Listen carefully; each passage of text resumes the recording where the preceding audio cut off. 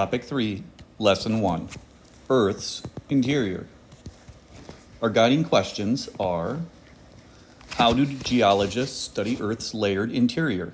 What roles do heat and pressure in Earth's interior play in the cycling of matter? What are the patterns and effects of convection in Earth's mantle? Our vocabulary: seismic wave, crust, mantle, outer core, inner core. Academic vocabulary: evidence, elements. Connected questions: what do you observe about the rock in Figure 1? How do the xenoliths compare to the surrounding rock? How might xenoliths help geologists understand Earth's interior? Xenoliths is probably something you aren't familiar with, and that's okay. I just wanted to get this information out there. You do not have to do these questions. Please continue on to page 107. Paragraph 1, learning about Earth's interior. How do we study Earth's interior and connect those interior processes to things we see or experience on Earth's surface? This question is difficult to answer because geologists are unable to see deep inside Earth. However, geologists have found other ways to study the unseen interior of Earth. Their methods focus on two main types of evidence: direct evidence from rock samples and indirect evidence from seismic waves. Suppose you think the air temperature is getting colder. Give two examples of evidence you could use to support your idea. Please complete this academic vocabulary exercise. So you're giving two examples of evidence you could use to support your idea that the air temperature is getting colder. Figure 1. These yellowish-green pieces of rock are called xenoliths, which was mentioned earlier, from ancient Greek words xeno, meaning foreign, and lith, meaning rock. These xenoliths are fragments of peridotite, a rock that forms at least 50 to 60 kilometers deep inside Earth. They were picked up and carried to the surface by melted rock that later hardened and formed the grayish surrounding rock. Paragraph 2. Evidence from rock samples. Geologists have drilled holes as deep as 12.3 kilometers into Earth. Drilling brings up many samples of rock and gives geologists many clues. They learn about Earth's structure and conditions deep inside Earth where the rocks are formed. In addition, volcanoes sometimes carry rocks to the surface from depths of more than 100 kilometers. These rocks provide more information about Earth's interior, including clues about how matter and energy flow there. Some rocks from mountain ranges show evidence that they formed deep within Earth's crust and later were elevated as mountains formed. Also, in laboratories, geologists have used models to create conditions similar to those inside Earth to see how those conditions affect rock. Paragraph 3. Evidence from seismic waves. To study Earth's interior, geologists also use indirect method. When earthquakes occur, they produce seismic waves. Geologists record the seismic waves and study how they travel through Earth. The paths of seismic waves reveal where the makeup of or form of the rocks change, as shown in Figure 2. Waves, Figure 2.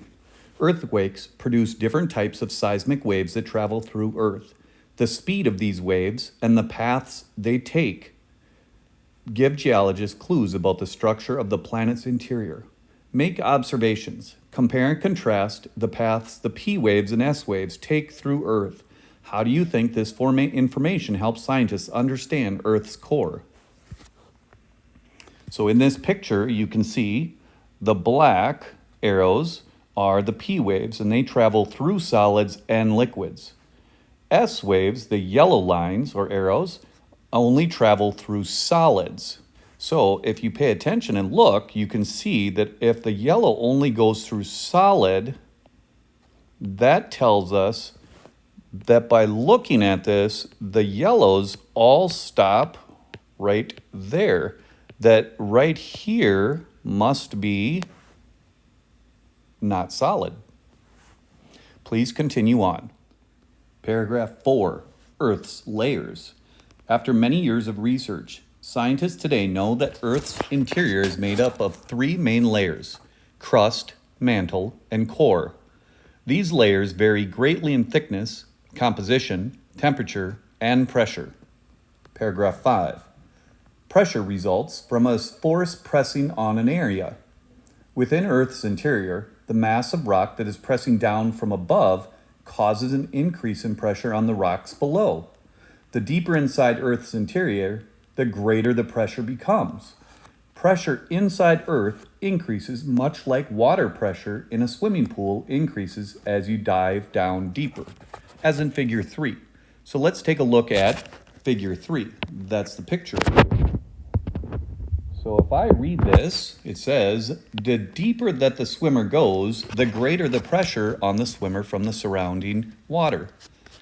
Basically what's happening is, if you have ever jumped into a pool, a lake, the ocean, and as you go deeper, you'll notice that your face might hurt a little bit, or your ears might hurt a little bit. That's due to the pressure. The deeper you go, the more pressure that is put on you as the swimmer. And that's what you're feeling. Typically, you'll feel it in your ears. That is because you're going lower. There's more pressure because there's more water on top of you. Okay? The rock works the same way. Paragraph 6. The temperature inside Earth increases as depth increases. Just beneath Earth's surface, the surrounding rock is cool. At about 20 meters down, the rock starts to get warmer. For every 40 meters of depth from that point, the temperature typically rises 1 degree Celsius. The rapid rise in temperature continues for several tens of kilometers. Eventually, the temperature increases more slowly but steadily. The high temperatures inside Earth are mostly the result of the release of energy from radioactive substances and heat left over from the formation of Earth 4.6 billion years ago. We've got two questions. It says, compare and contrast. How is the water in the swimming pool similar to Earth's interior? How is it different? Consider both temperature and pressure in your answer. And the other one says, at what location in the pool would the water pressure be greatest? Please answer both of these questions to the best of your ability. Try to remember to use complete sentences. Paragraph 7. The crust. Have you ever hiked up a mountain, toured a mine, or explored a cave?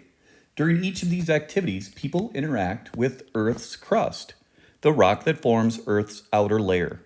The crust is a layer of solid rock that includes both dry land and the ocean floor. The main elements of the rocks in the crust are oxygen and silicon.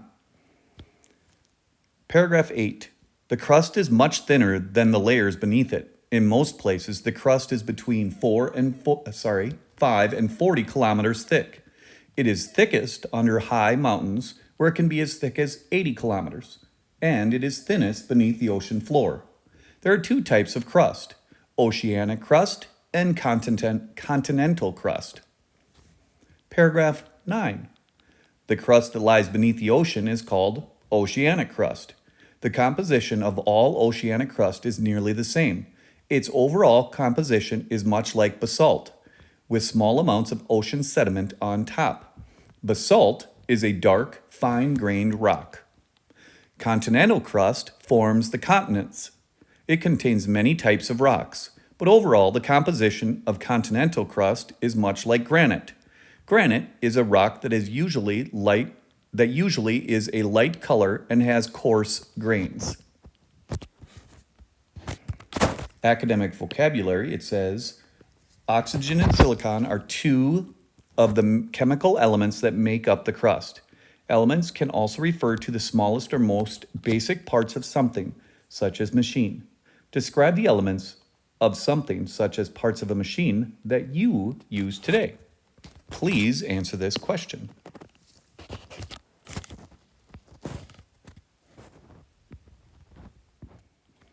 Page 111, the mantle.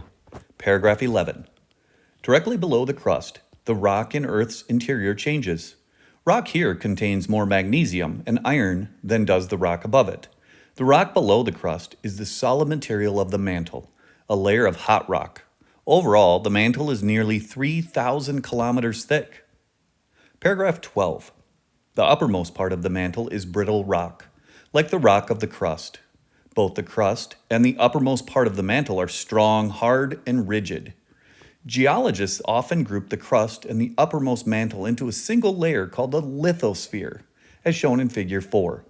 Earth's lithosphere is about 100 kilometers thick. Let's move down and take a look at Figure 4.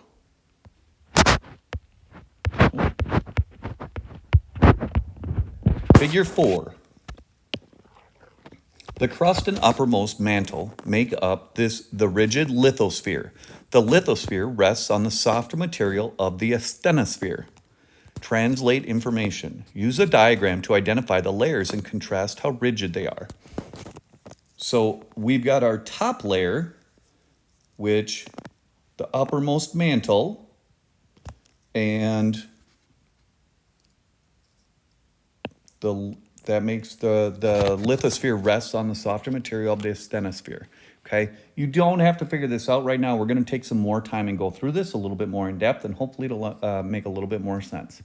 Let's head back down. Paragraph 13. Below the lithosphere, the material is increasingly hotter.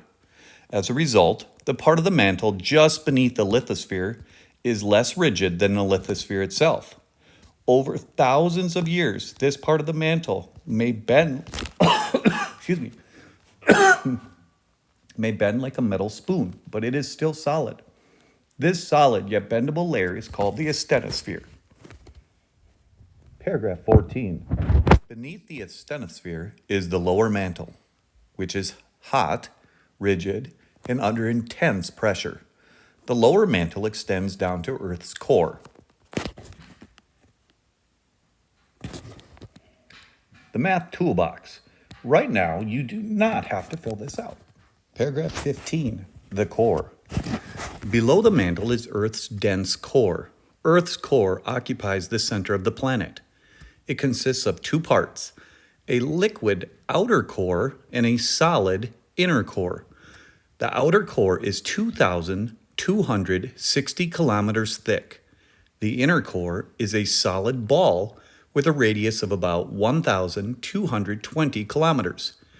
Therefore, the total radius of the entire core is approximately 3,480 kilometers. Paragraph 16. The outer core is a layer of molten metal surrounding the inner core. Despite enormous pressure, the outer core is liquid. The inner core is a dense ball of solid metal. In the inner core, extreme pressure squeezes the atoms of iron and nickel so much that they cannot spread out to become liquid despite the extremely high temperatures.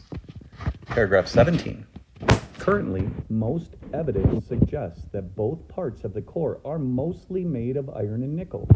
Scientists have found data suggesting that the core also contains smaller amounts of oxygen, sulfur, and silicon. Model it. This piece we will do together at a different point. Go ahead and skip it for now. Paragraph 18. The core and Earth's magnetic field. Scientists think that movements in the liquid outer core produce Earth's magnetic field. Earth's magnetic field affects the whole planet. Paragraph 19. To understand how a magnetic field affects an object, think about a bar magnet. If you place the bar magnet on a piece of paper and sprinkle iron filings on the paper, the iron filings automatically line up in a pattern matching the bar's magnetic field. If you could surround Earth with iron filings, they would form a similar pattern. This is also what happens when you use a compass. The compass needle aligns with Earth's magnetic field.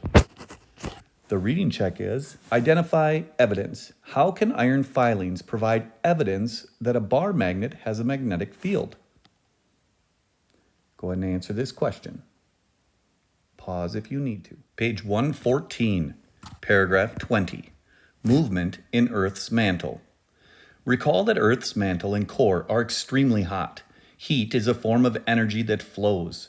It transfers from matter at a higher temperature to matter at a lower temperature. The transfer of heat in the mantle drives a process called convection. This process is how matter and energy cycle through Earth's interior as well as its surface. Paragraph 21. Convection currents. When you heat water on a stove, the water at the bottom of the pot gets hot and expands. As the heated water expands, its density decreases.